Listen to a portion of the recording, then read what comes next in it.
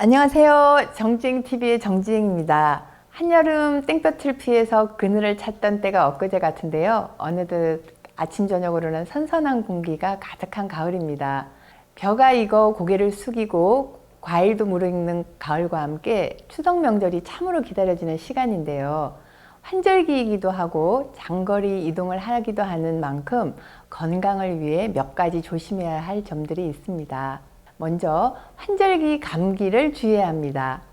기온의 일교차가 심하고 감기 등 호흡기 질환이 유행하는 시기이기 때문에 장거리 이동, 수면 부족 등의 육체적인 과로로 몸의 저항력이 떨어져서 감기에 걸릴 가능성이 높아집니다. 특히 면역력이 떨어져 있는 어린이나 노인, 만성질환을 앓고 있는 분들은 기관지염이나 폐렴, 중이염 등 각종 합병증이 생기기 쉽기 때문에 더욱 주의하셔야 합니다. 무엇보다도 평소에 생활 리듬이 흐트러지지 않도록 하시고 해열제와 같은 상비의약품을 미리 챙겨두시는 것이 좋습니다. 다음은 장거리 운전을 하면서 지켜야 할 건강 수칙입니다. 장시간 운전을 할 때는 운전석 등받이를 90도 각도로 세워서 상체를 바로 하는 것이 좋습니다.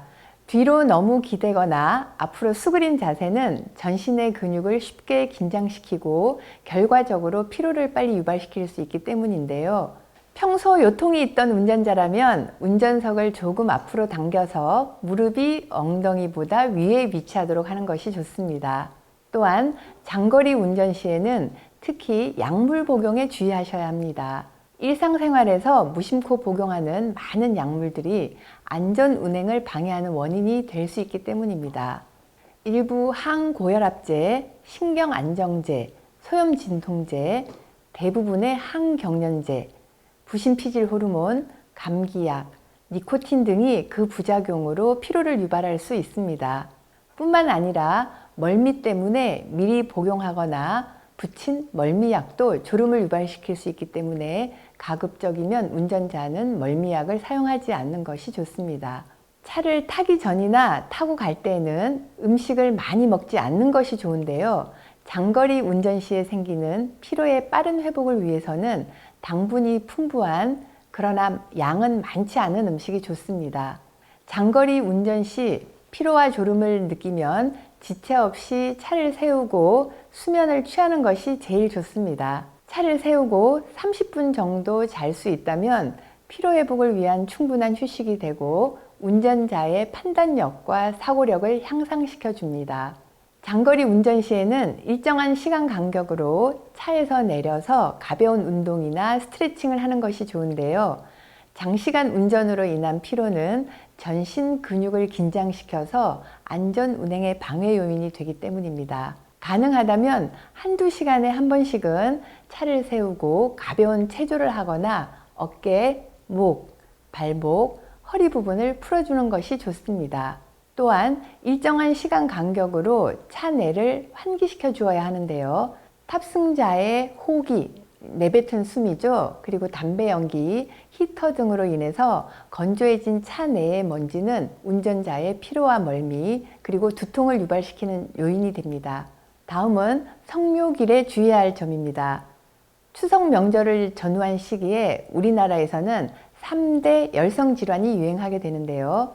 유행성 출혈열, 렙토스피라, 스스가무시라는 병입니다. 이 질환들의 특징은 고열이 나고 두통 등 몸살 기운이 있으며 기침, 오심, 구토, 복통 등의 증상이 있기도 하는데요. 경우에 따라서는 생명을 잃을 수도 있는 무서운 질환들입니다. 추석 연휴 동안 야외에 다녀온 경우나 농촌에서 일을 거들고 오신 분들, 그리고 성묘를 다녀온 분들에게서 이러한 증상들이 생기면 반드시 의사의 진찰을 받도록 해야 합니다. 이들 질병은 들쥐나 오염된 물, 흙을 통해서 감염되기 때문에 예방을 위해서는 야외에서 풀을 베거나 할 때 장갑을 꼭 끼도록 하고 되도록 풀밭에 눕지 않도록 조심해야 합니다. 다음, 음식 준비를 할 때는 바닥보다는 식탁을 이용하도록 하는 것이 좋습니다. 음식을 할 때에 바닥에 재료를 두고 쪼그려 앉아서 준비를 하고 만들기 때문에 허리와 무릎 관절에 무리가 가기가 쉽습니다. 등을 구부리고 바닥에 앉은 자세는 자기 체중의 2~3배 이상의 하중을 허리에 가중시켜서 통증을 유발할 수 있기 때문에 바닥이 아닌 식탁이나 탁자에 앉아서 일을 하는 것이 좋습니다. 만일 식탁에 앉아서 일하기가 어렵다면 허리 부담을 줄이기 위해서 벽에 기대어 앉는 것도 도움이 됩니다. 다음은 과식과 과음을 주의해야 합니다. 과식으로 인한 배탈이나 복통, 설사 같은 소화기 증상을 호소하는 경우가 많은데요. 특히 당뇨병과 같이 식이요법이 요구되는 만성질환자들은 무엇보다도 평소의 식습관을 유지하는 것이 중요합니다.